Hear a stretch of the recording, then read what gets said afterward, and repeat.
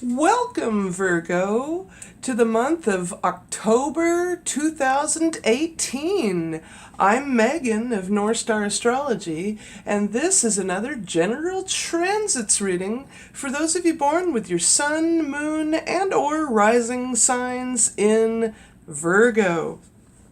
Now, the month starts out trailing in from the last or previous month of September, as in September 30th, with the moon in your 10th house of career in Gemini. And before it moves into the next sign following, Mercury in your second house in Libra trines that moon. So from your second house of money and what you value to your 10th house of career and public standing, this harmonious trine from your ruling planet, as it also rules Gemini, harmoniously trines the moon in Gemini. Talk about an interesting play of planetary alignment. So you'll be able to ask, as Mercury is the planet of communication, you will be able to ask for a raise and or promotion in your career. Then on October 1st, Pluto, having been transiting your 5th house of romance and creativity in Capricorn, and having been retrograde for a time, get out of here, retrograde, goes direct. Woohoo!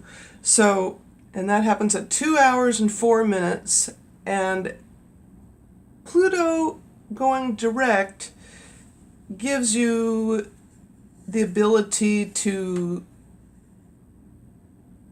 move forward more so now that it is direct. So it's much like Saturn going direct. It's a beautiful, freeing feeling, if you will. Then on October 2nd, the last quarter moon occurs in your 11th house of friendships, hopes, goals, and wishes in Cancer at 9 degrees Cancer, 9 minutes, at 9 hours, 49 minutes into the day. And so any last moment group events that you have been working on or need to work on, that will help with that. And then on the following day, October 3rd, at 8 hours, 34 minutes, Jupiter in Scorpio, in your 3rd house of communications, trines the moon, the last quarter moon. So Scorpio is a water sign, the moon in Cancer. Cancer is a water sign. So now this largely harmonious trine from Jupiter to the moon in Cancer gives you that much more ability to communicate very harmoniously with whatever you're endeavoring upon within the group dynamic. Then on October 5th, Venus goes retrograde at 19 hours 6 minutes, and I don't have one of those tags for this planet in particular, but Venus does go retrograde for a time. And also on October 5th at 11 hours 35 minutes, Jupiter squares the moon. Once the moon goes into your 12th house of the subconscious mind and dreams or hidden matters in Leo. So now this square may cause your dreams to have like a, I don't know, maybe a bit of a challenge. You may want to write those dreams down too, especially even with this square, because it will help you open your eyes, your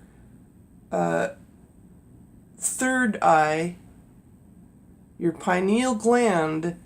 This is good for that. So not only will it help you open your physical eyes, but your third eye, because there is so much spirituality going on here, because it is a challenge to your subconscious mind. And being that your ruling planet is Mercury, you know all about the mind and the ability to analyze. See, ruled by Mercury. You have the ability to analyze the deeper aspects of life. Then, on October 7th at 14 hours 4 minutes, Jupiter proceeds to sextile the moon once the moon comes into your sign, Virgo. So now Jupiter makes a 60-degree, short but sweet, positive aspect to the moon in your sign. So moon in Virgo, your sign, your sun sign, in your first house of the self and body, positively sextiling Jupiter in the third house of communications. What more could you want? It's beautiful. This gives you the ability to emotionally serve others, but more importantly, yourself, taking yourself into account, and thus being able to be there in a big way with your way of consciously communicating with others. So isn't that cool? Then, on October 9th, the new moon occurs in your second house of money in Libra. And when there's a new moon, it means that the sun and moon come together as if it's a conjunction. And now you have the ability to take on or go within with a new state of mind. And now you have the ability to newly balance your finances, resources, or how it is you value that. So that's really cool. And that happens at 15 degrees Libra, 48 minutes. Also on October 9th at 8 hours 51 minutes, Pluto squares the moon at this point. So the new moon at this point. And with that, Pluto having gone direct now, and in the challenging 90-degree angle to the new state, moon phase state of emotions, flowing from the second house of money and the fifth house of romance, you will know or realize the emotional need to maybe cut back and realize, be careful, beware that maybe you might be overspending unless that romantic partner is true to you, or you know what I mean. It's something to do with being able to not go overboard with your spending. And that's all that is. Then on October 10th, your ruling planet, Mercury, ingresses into your third house of communications in Scorpio, joining along here with Venus in Scorpio and Jupiter in Scorpio.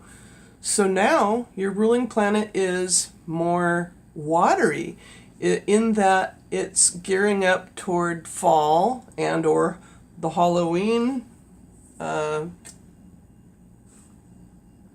celebration.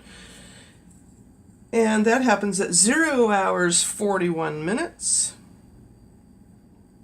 So that's interesting and more pleasant for you as it's water to earth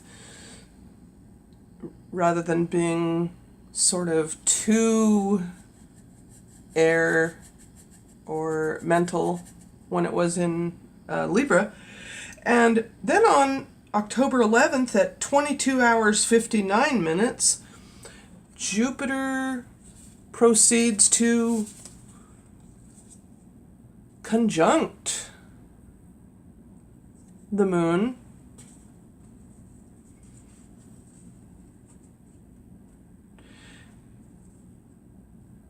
which emotionally intensifies and or emotionally gives you large amounts of emphasis now that even your ruling planet is all here in your third house. I mean, it's like amazing. It's like, wow. It's lots of energy in your third house of communications, short distance travels, and dealings with siblings, as that's what that rules, and or neighbors, depending on what it means for you. Then on October 14th at 0 hours 59 minutes, the sun sextiles the moon. Once the moon comes into your fourth house of the home in Sagittarius, now you'll be emotionally projecting your emotions, be they quite positive. I love when the moon's in Sagittarius. Everybody's so jovial. So with this quite positive but short but sweet, harmonious also aspect from your second house of money to your fourth house of the home, you may very well be able to garner and ask for, because see, Mars over here in Aquarius in your sixth house of work, as this is your naturally residing house, Virgo, gives you that ability to be assertive in asking for a raise for the home or time off, to be generally giving yourself, a little bit of respite. Then on October 16th, the first quarter moon occurs. And actually that is or continues to occur in your fourth house, as I could have put it at the beginning, as it actually happens at, wait a minute here, first quarter. No, actually, wait, no, I'm wrong about that. Okay, I was right. Okay, yep. Okay, the first quarter moon happens, pardon me, at 23 degrees Capricorn, 19 minutes, at 18 hours 3 minutes. So first things first, after the new moon, stemming from the new moon energy, now you have maybe the flowering of a romantic partner, as in, you know, the blossoming of or growth of that relationship and or romantic partnership with this first quarter moon phase. Then on October 16th at 21 hours 50 minutes, Jupiter sextiles that first quarter moon.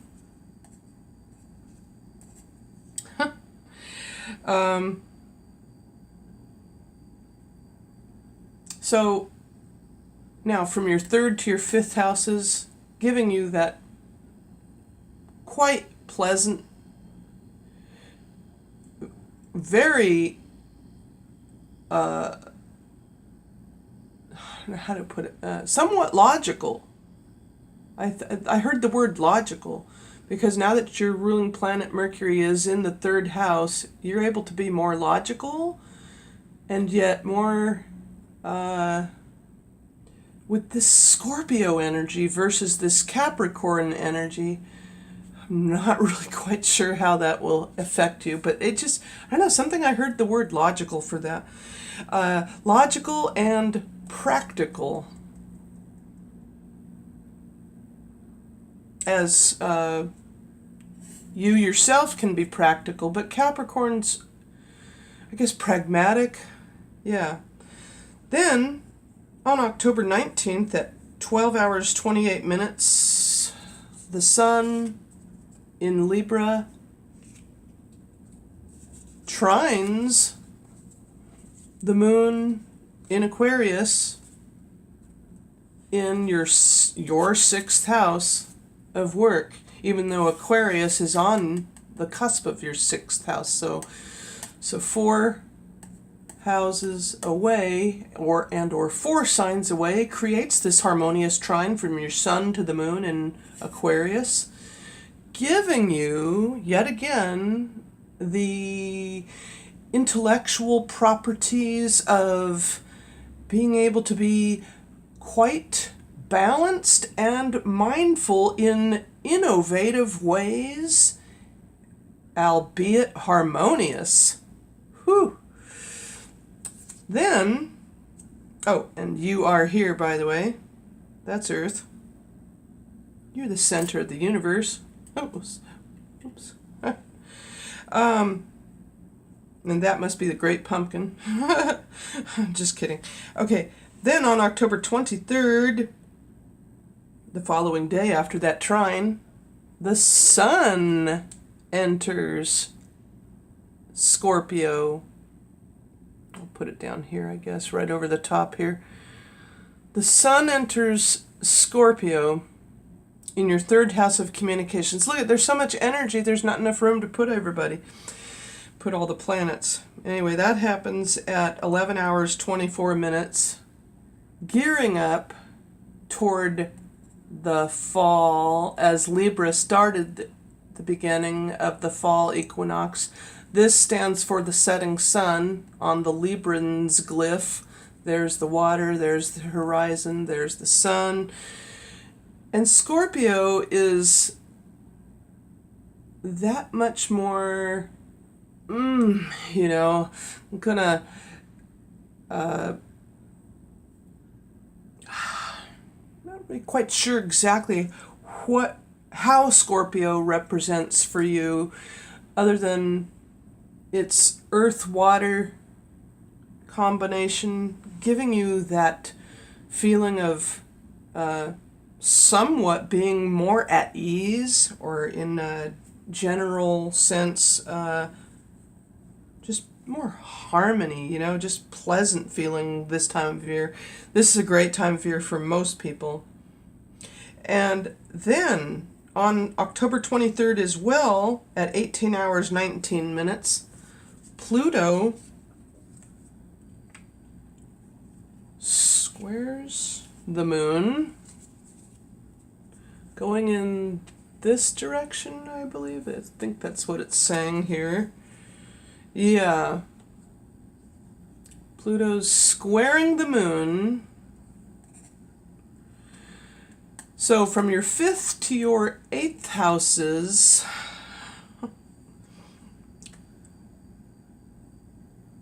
there's yet again now here is a bit of just a challenge and maybe a minor irritation. That's all I can see with that. Then, on October 24th at 16 hours 46 minutes, the full moon occurs. Now that the sun is in Scorpio, its opposite sun sign is Taurus, and so now the full moon occurs in your 9th house of higher learning. And so now, and long distance travels too, by the way. So now that happens at 1 degree Taurus, 13 minutes. And after that, on October 26th, at 14 hours 50 minutes, Jupiter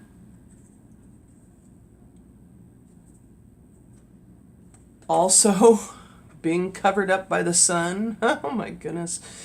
I'm going to put the sun down here for a while. Okay. Jupiter opposes the full moon. So, as I always like to say, I see this as a point of awareness. And you know, the reason I say this is because my mom, bless her heart, she's still with me. She doesn't have any oppositions in her natal chart. So she was, I would have to say, she didn't have the awareness that I do. I swear to God, it's just the kind of the way it is. How to explain this? I have Virgo rising, okay? She has Leo rising. However, no oppositions means she was always acting sort of like naive, always acting as if she didn't know any better. And it's like, oh, come on. You know what? I don't know how to explain it, but it's so irritating when those that don't have any oppositions in their chart don't have the awareness. And it's not their fault. It's just this awareness. It comes from the 180. And not having any oppositions sometimes gives you, or in general with a transit chart, if there were no oppositions, we wouldn't have the awareness we need.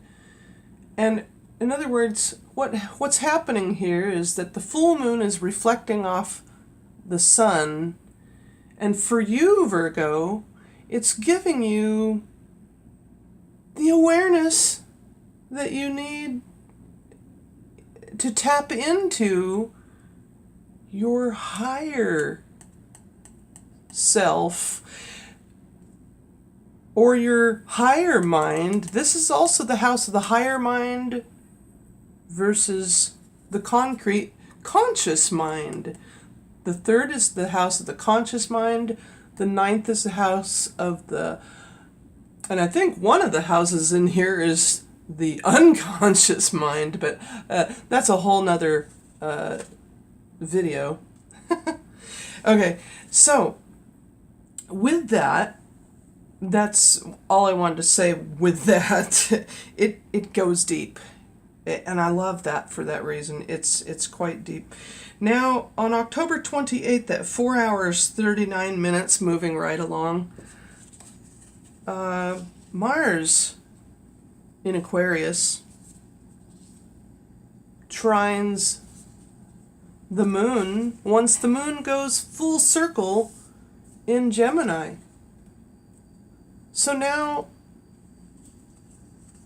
this action planet in your naturally residing 6th house harmoniously trines the moon in Gemini, giving you the edge or leg up, advantage in your career in a very emotionally harmonious, fulfilled. You'll feel fulfilled at this time of year. In other words, a very fulfilling feeling. And then, finally, happy Halloween! October 31st, your ruling planet enters your 4th house of the home, entering the sign of Sagittarius. And for everybody, but including yourself, mostly you'll feel so much more happier. You won't be so inclined to analyze so much or worry so much, especially since it's also Halloween evening. Or actually afternoon. I guess this happens at 4 hours 39 minutes. Mercury entering Sagittarius. Then also on October 31st, Venus enters back into your 2nd house of money in Libra. Venus enters back into its naturally posited position at 19 hours 43 minutes, making you love the aspect of money for its own sake. Then on October 31st as well, at 2:32, your ruling planet, Mercury, trines the moon once the moon comes back over here into the sign of Leo, and now harmoniously trines, so your ruling planet Mercury harmoniously trines the moon in Leo, as they're both fire signs, giving you, such a wonderfully pleasant feeling of emotional well-being, because it's emotionally tapping into your subconscious mind versus how you feel within your home. You yourself, your soul, your I don't know how to explain it. It's so beautiful. Then finally on October 31st as well, that last quarter moon phase, this is where I was getting them mixed up here with the Capricorn placement there. This is where I probably should have put the last quarter moon before all of that, because the last quarter moon occurs at 8 degrees, which would have been closer to this first part of the house. However, okay, trying to, my Virgo rising is being the perfectionist that I am still. I've overcome a lot of that though. Okay, so last quarter moon occurring 8 degrees Leo. Now, let's end this out knowing you're going to have a fun time. You're going to be less inclined to be worrying so much because you may have received that raise after all. And so with that, I want to end out the reading with your Virgo.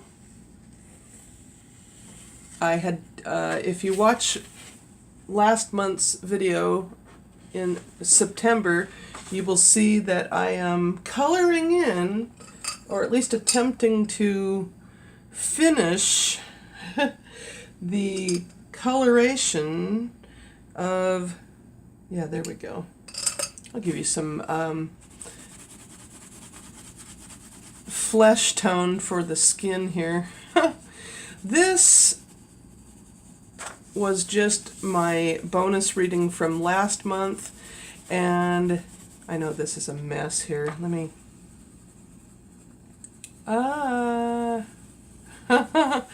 Okay, listen.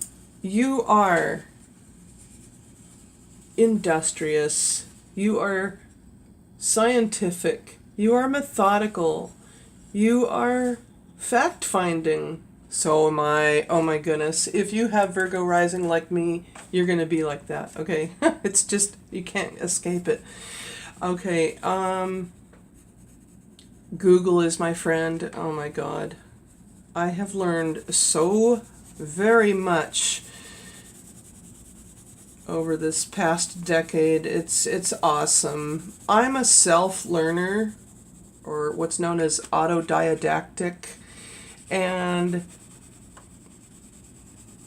I don't ascribe, even though I don't frown down upon formalized education, but I will say this: the best way is to never stop learning, and to look at it this way. We're in this school of life, and you might as well keep learning what you can, as there's so much to actually process and take in. But now I have had a break for the time being, because something is wrong with my hand. I've got this, they think it might be a cyst. I had an MRI for it, but I had a break from, in general, social media, and I had not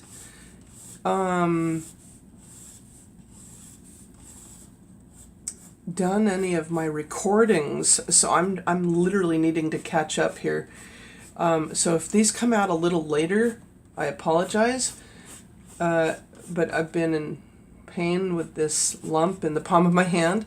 However, it's given me a new perspective. It's like, yes, it felt good to take that little bit of a break, So please be mindful